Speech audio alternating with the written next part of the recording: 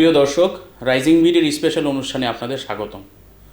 আশা করছি করোনা এই পরিস্থিতিতে যে যেখানেই আছেন ভালো আছেন, নিরাপদে আছেন। কঠিনের সময়ে আজ আমরা এমন একজন ক্রিকেটারের গল্প শুনব যা আমার আপনার জীবনের বেঁচে থাকা তাড়না আরও বাড়িয়ে দেবে। হয়তো আমরা জীবনের অর্থ আজ খুঁজে পাব। আমরা গল্প শুনব ক্রিকেটার মোশাররফ হোসেন রুবেলের। তার মস্তিষ্কে টিউমার ধরা পড়েছিল। হয়তো এরকম সময়ে যে কেউ হাল ছেড়ে দিতেন, হয়তো এটাই হতো অনেকের জন্য স্বাভাবিক ব্যাপার। কিন্তু মোশাররফ হোসেন রুবেল হাল ছাড়েননি, লড়ে গেছেন নিজের জন্য, উড়িয়েছেন বিজয়ের পতাকা। আমরা তার মুখে তার যুদ্ধ জয়ের গল্প শুনব। আমরা যুক্ত হতে চাই মোশাররফ হোসেন রুবেলের সাথে। রুবেল ভাই, আপনি কেমন আছেন? আলহামদুলিল্লাহ, এখন অনেক ভালো। এখন পুরোপুরি সুস্থ। মাঠে ফেরার জন্য চেষ্টা করছিলাম, প্র্যাকটিস শুরু করেছিলাম। আপনারা মাঠের মানুষ, মাঠের 22 গজ সবুজ ঘাস আপনাদের সঙ্গী, কিন্তু এই চার দেয়ালের জীবনটা কেমন? এই সময়টা তো এখন ঘরে বসেই মানে চলতেছি, হালকা ফিটনেস করতেছি, বা এই কি বলে ঘরের মধ্যে একটু জিম করার চেষ্টা করছি, light weight free hand exercise করার চেষ্টা করছি। কিন্তু মাঠে যে একটা আনন্দ, বা মাঠের ঘাসের সাথে, সবুজ ঘাসের সাথে ইয়ে করা বা সম্পর্ক, ওইটা তো অনেক মিস করতেছি। আমার মনে হয় প্রত্যেকটা প্লেয়ার, প্রতিটা স্পোর্টসম্যান এটা মিস করছে। তো আশা করি যে এই সংকট কেটে যাবে ইনশাল্লাহ। আমরা করোনার বিরুদ্ধে আমরা জয়ী হব, এই আশা করতেছি ইনশাল্লাহ। আপনার সব কিছু ঠিকঠাক চলছিল, কিন্তু গত বছর আচমকা একটি ঝড় আসলো, হয়তো আপনার জীবনের সবচেয়ে খারাপ অধ্যায়। আপনার ব্রেন টিউমার ধরা পড়লো। একেবারে শুরু থেকে জানতে চাবো কখন কি হলো, কিভাবে কি ঘটলো, এবং আপনি কিভাবে সেখান থেকে ওভারকাম করলেন। পুরোটাই ছিল অপ্রত্যাশিত। তো যখন আমি কুমিল্লা ভিক্টোরিয়ান্সে ছিলাম, তখন ফার্স্ট জিয়ার রুমমেট ছিল। তখন আমার ওই দিন মাঠে কার সাথে জানি খেলা ছিল, ঢাকা বা অন্য একটা কোনো টিম হইতে পারে, মনে করতেছে না। তো আমার প্রচণ্ড মাথা ব্যথা করতেছে। আমি তামিম এসে বললাম যে, তামিম, এই ম্যাচটা আমি তো খেলতেছি না আজকে, তো আমি মাঠে যেতে পারবো না। এটা হোটেলে থাকার না, মাঠের যাওয়ার। আচ্ছা, মাঠের ভিতরেই তো রাতে খেলা ছিল। প্রচন্ড মাথা, আমি ড্রেসিং রুমে বসে আছি একদম ধরে, কারণ এরকম আর কখনো লাগে নাই যে সম্পূর্ণ সুস্থ মানুষ একটা মানে একটা আনকমফোর্টেবলই লাগতেছে। আগের দিন প্র্যাকটিস করেছেন, ঠিকঠাক মতো ছিল, কিন্তু নর্মাল মাথা ব্যথা মনে হচ্ছে না, একটু টিপিক্যাল মনে হচ্ছে।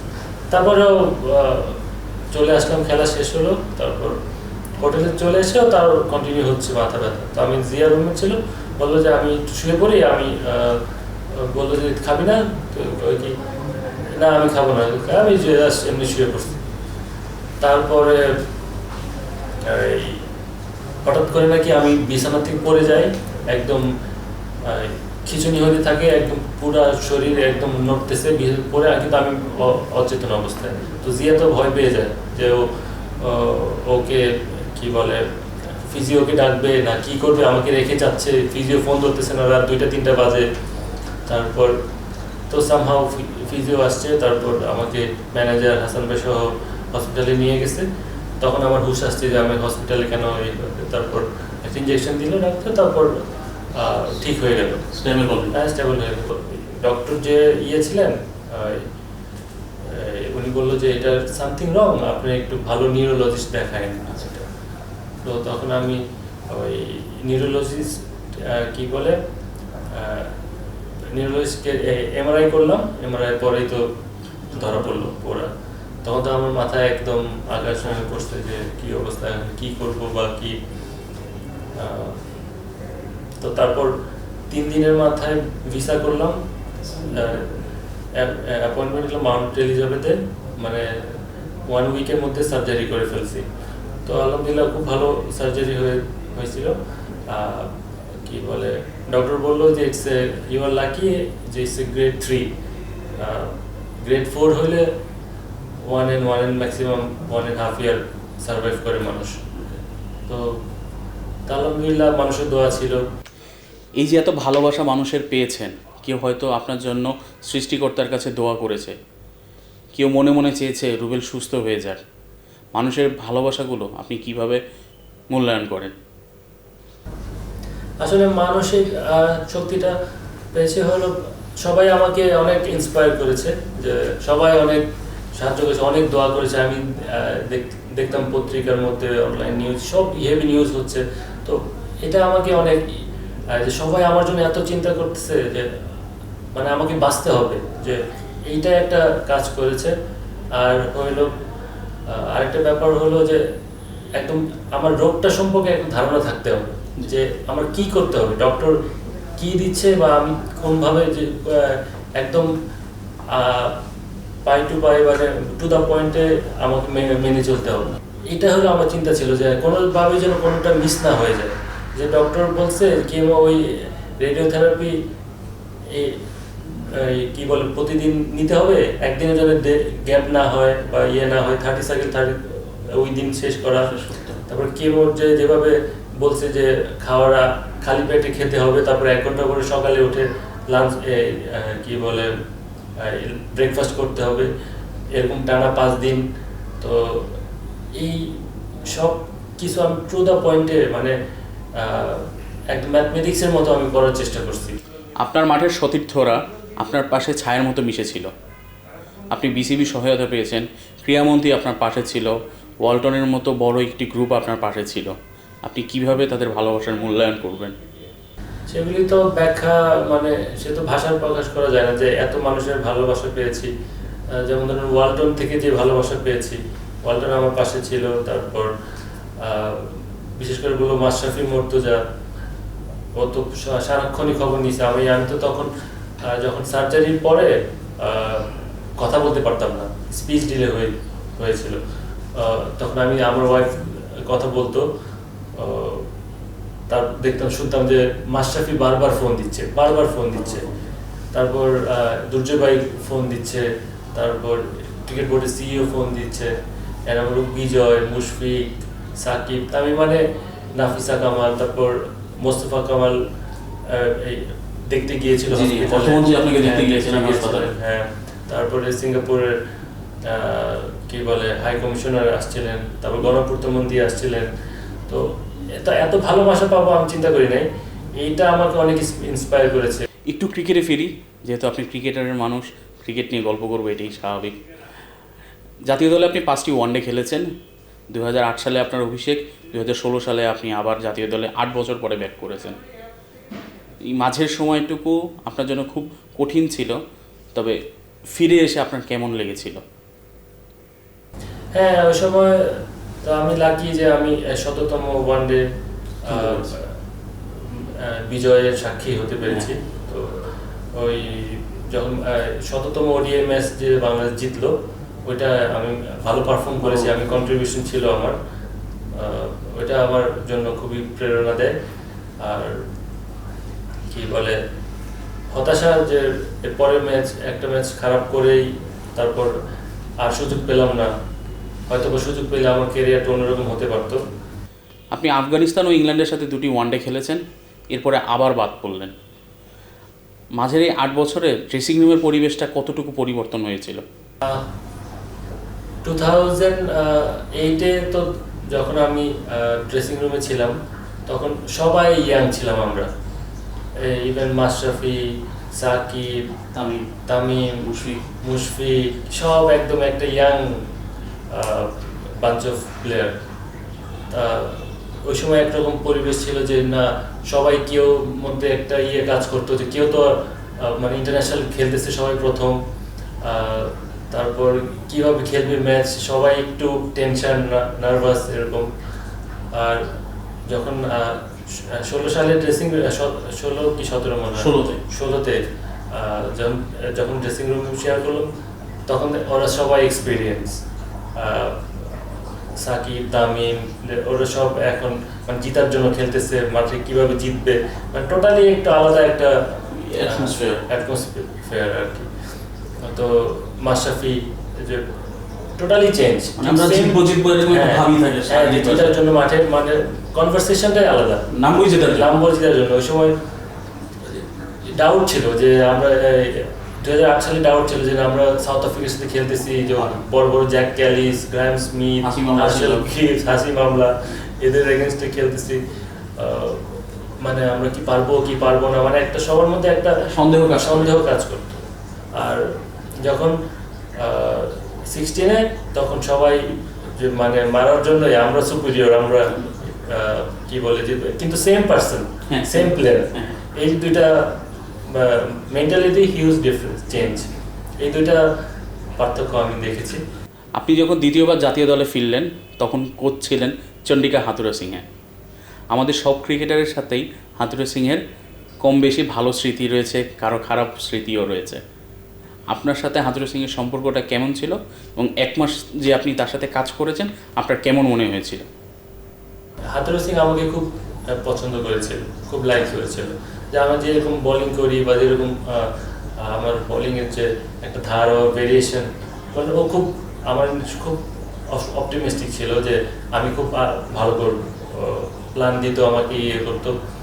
তো যখন আমি একটা ম্যাচ খারাপ করলাম, বললো যে you should have get another chance, মানে তুমি মাস্ট একটা চান্স পাবো, কারণ বাংলাদেশের সব প্লেয়ার তো খারাপ খেলতেছে, তো অনেক চান্স পায়। একটা ম্যাচ আমি ভালো করেছি আর একটা ম্যাচ খারাপ করেছি,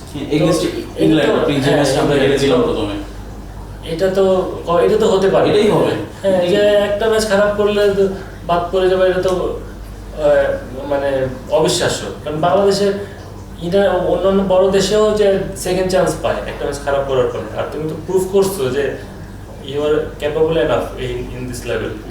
তুমি তো ফার্স্ট ম্যাচেই খারাপ করো নাই, ফিরে এসে 3 উইকেট পেয়েছিলে, তুমি ওই ম্যাচটা আমাদের জিতাইছো, নাহলে ওটা তো আমরা হেরে যেতাম। তো ও বলছে যে তুমি অবশ্যই একটা চান্স পাবা, তারপরে ওই যে টেস্ট খেলার জন্য অবশ্যই টেস্ট খেলবা তুমি। তারপর কি জানি না কি তারপর কি হইলো। 2008 সালে আপনার অভিষেক, 3টি ওয়ানডে খেলার পরে বাদ পড়লেন, আবার ফিরলেন, আবার বাদ পড়লেন। ঘরোয়া ক্রিকেট খেলা ছাড়া আপনার আসলে কিছু করার ছিল না। এই সময়টাতে নিজেকে প্রেরণা দেওয়া কতটুকু কঠিন হয়ে পড়ে, কারণ আপনি জানছেন যে আপনি ভালো করবেন কিন্তু আপনি হয়তো আসতে পারবেন না, তো নিজেকে প্রেরণা দেওয়া কতটুকু কঠিন? আমার যদি ধরেন আমার এজ থাকতো, কি বলে, আমি যদি 25-26 হইতাম, তাহলে অবশ্যই আমি ন্যাশনাল টিমে খেলার জন্য ট্রাই করতাম, কিন্তু এখন তো নাই। তো সেই ক্ষেত্রে আমি কি বলে ঘরোয়া ক্রিকেটে যদি ফিরতে পারি, তো একটা এক্সাম্পল সেট করতে চাচ্ছিলাম যে হ্যাঁ, না জুনিয়ররা মানে এটা থেকে শিক্ষা নিবে যে ভবিষ্যতে এরকম কেউ যদি হয়, তারপরে যে হাল ছেড়ে না দেয়, যে না রুবেল ভাই হয়েছিল ওই সময়, সে কামব্যাক করেছে, এটা ওভারকাম করে তারপরে আবার মাঠে ফিরেছে। তো এটা একটা কারণ। কখনো নিজের কাছে সন্দেহ হয়নি যে আমি কেন পারছি না, কিংবা কখনো কি এরকম মনে হয়নি যে না হচ্ছে না আমি ছেড়ে দিই? এরকম কখনোই হয়নি, কারণ সবার ক্যারিয়ারে কিন্তু ধরেন খারাপ সময় যায়, যে লম্বা সময় রান করতে পারতেছে না, কিন্তু আমার একটা কি, আমি যখনই খেলেছি মানে খুব 2-1টা ম্যাচ হাতে গোনা মনে খারাপ খেলেছি, কি বলে ইন্টারন্যাশনাল অত বেশি খেলি নাই, তারপরেও যা খেলেছি আলহামদুলিল্লাহ ভালো পারফর্ম করেছি। কিন্তু যদিও একটা আক্ষেপ আছে যে আমি টিমে সেটেল হতে পারি না কখনো, আর ডোমেস্টিকের যে খেলেছি আমার কোনো একটা সিজনও খারাপ যায়নি। এই জন্য আমি যে খারাপ সময়টা কি, এটা তো মানে আমি বুঝি নাই যে না খারাপ যে এত লম্বা সময় ধরে খেলা যায়, এটাও তো আমার এক্সপিরিয়েন্স হয়নি। আল্লাহর মতে এত বছর টানা পারফর্ম করে যাওয়া, এটা একটা মানে কি বলে সামর্থ্য থাকলেই তো সম্ভব, সামর্থ্য নাই বা ওরকম আমার কখনোই মনে হয়নি। আরেকটি বিষয় নিয়ে কথা বলতে চাই, হয়তো এই বিষয়টা নিয়ে আপনার সাথে খুব বেশি কথা হয়নি, আইসিএল। আপনি কি বিশ্বাস করেন যে আপনি আইসিএলে যাওয়ার কারণে আপনার ক্যারিয়ার আরও 3-4 বছর পিছিয়ে গিয়েছে ওখানে? হ্যাঁ, অবশ্যই, কারণ আইসিএলে তখন না গেলে হয়তো বা 2008 এবং 2016 এটা এক হয়ে যেত, যে আবার বাদ এই যে লম্বা একটা বিরতি 8 বছরের গ্যাপটা হতো না। আসলে তো আমরা ক্রিকেটই খেলতে গেছি, এটা তো আর এমন কিছু করতে যায়নি যে ক্রিকেটে একটা টুর্নামেন্ট জাস্ট নর্মাল সিগনেচার করলাম যে এত টাকা দিবে 3 বছর খেলবো, এই 1 মাস করে খেলবো আর বাকি সময় ফ্রি থাকবে। বাট যাওয়ার পরে পুরা আমাদেরকে ভিলেন বানাই দেওয়া হলো, দেশদ্রোহী কি কি কি বললো বা কি বুঝতে পারিনি যে এত কিছু হয়ে যাবে। তারপর যাই হোক, তারপর আমাদের সাসপেন্ড করলো, তারপরে আমরা চলে আসলাম, তারপর সাসপেন্ড উইথড্র করলো। বাট তখন তো একটা গ্যাপ হয়ে গেছে, 1-1.5 বছরের গ্যাপ। তারপরে আবার ঘরের লিগে কামব্যাক করে একটু তো পিছিয়ে গিয়েছি আর কি। দীর্ঘ ক্যারিয়ার আপনার সংগ্রামটাও দীর্ঘ, কোনো আক্ষেপ আছে? একটা আক্ষেপ আছে যে আমি তো 4 ডে ম্যাচে বা 4 দিনের ম্যাচে ডোমেস্টিকে অনেক ভালো পারফরমেন্স, তারপরও টেস্ট খেলতে পারি নাই। আর সেকেন্ড আক্ষেপ হলো যে নিয়মিত হতে পারি নাই ন্যাশনাল টিমে। এই দুইটা আক্ষেপ তো থেকেই যাবে। বাট সাফল্য অনেকে আছে, যে একাধারে আমি ঢাকা ইউনিভার্সিটি থেকে গোল্ড মেডেল পেয়েছি, ব্লু পেয়েছি, তারপর ন্যাশনাল টিমে খেলেছি, রিপ্রেজেন্ট করেছি দেশকে। এই সাফল্যের কথা মনে পড়লে অনেক ভালো ফিল হয়। এ সময় সবচেয়ে আনন্দের জায়গা কোনটি, কিংবা এমন একটি মুহূর্তের কথা বলেন যেটাকে নিয়ে আপনি সারা জীবন গর্ব করতে পারবেন? আমি যতগুলি ম্যাচ খেলেছি ম্যাক্সিমামই হেরেছি আর কি। কারণ আমরা একটাই স্বপ্ন ছিল যে একটা ম্যাচ হলো আমি জিততে চাই। যেহেতু আমি 2008-এ ডেবিউ হয়েছিল, 3টা ম্যাচ তিনটাই হেরেছি, কামব্যাক ম্যাচে আপনি জিতেছিলেন। হ্যাঁ, তো আমার টার্গেট ছিল আল্লাহ যেন আমাকে একটা ম্যাচ খেলা যেন উইনিং ভাবে। এটা হয়তো স্বপ্ন ছিল দেখি, এত বছর পরে চিন্তা করতাম যে আক্ষেপটা যেন না হয়, এটা একটা ভালো লাগে। এই জন্য হয়তো আল্লাহ এত বছর পরে আবার চান্স দিয়েছিল। রাইজিং বিডিকে সময় দেওয়ার জন্য ধন্যবাদ। আজ যারা আপনাকে দেখছে শুনছে তাদের উদ্দেশ্যে যদি কিছু বলতেন। আমার প্রতিকূল অবস্থা থেকে গেছে, যে সবসময় সাপোর্ট দিয়ে গেছে। আর আমার ফ্যামিলি, আমার ওয়াইফ, আমার বাবা মা, তারপরে শুভাকাঙ্ক্ষী যারা আমার জন্য অনেক দোয়া করেছে, তাদের জন্য আমি অন্তর থেকে ফিল করি, তাদেরকে অন্তর থেকে তাদের জন্য দোয়া করি। সবাই যেন সুস্থ থাকে। এবং শেষে একটা কথা বলবো, যেন আল্লাহ কি বলে এরকম পরিস্থিতি যেন কেউ আর না পড়ে, যেটা আমি সারভাইভ করেছি। হয়তো বা আমার ডেডিকেশন ছিল বা আমার দোয়া ছিল, কিন্তু অন্যরা হলে মানে এতই টাফ জার্নি, এটা কেউ সারভাইভ করাই ডিফিকাল্ট হয়ে যায়। তো সবাইকে ধন্যবাদ। প্রিয় দর্শক, রুবেলরা এভাবেই ক্যারিয়ারের লড়াইয়ের সাথে সাথে জীবনের লড়াইটাও চালিয়ে যান। 38 বছর বয়সেও রুবেল ফেরার স্বপ্ন দেখছেন, মাঠের সবুজ ঘাস ও 22 গজে। রুবেলরা ফিরে আসেন বারবার, দুঃখ ভুলে হাসি মুখে। রাইজিং বিডির সাথে থাকার জন্য ধন্যবাদ।